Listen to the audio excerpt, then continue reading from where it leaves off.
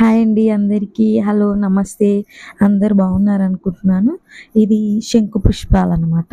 దీని మొక్క అండ్ వేర్లు, కాండము, ఆకులు, పువ్వులు వీటన్నిటిని మనము యూజ్ చేస్తామనమాట. ఆయుర్వేదంలో ఇది దిట్ట అని చెప్పొచ్చు. దీన్ని ఆయుర్వేదంలో అలాగే మనము టీ అండ్ షరబత్, కుకింగ్ వంటల్లో గూడా వాడుతూ ఉంటాము. దీని ఆకులు, వేర్లు, విత్తనాలు, పువ్వులను కూడా యూజ్ చేస్తాము. దీని యొక్క బెనిఫిట్స్ ఏంటంటే బ్రెయిన్‌కి టానిక్‌లా పనిచేస్తుందనమాట ఇది.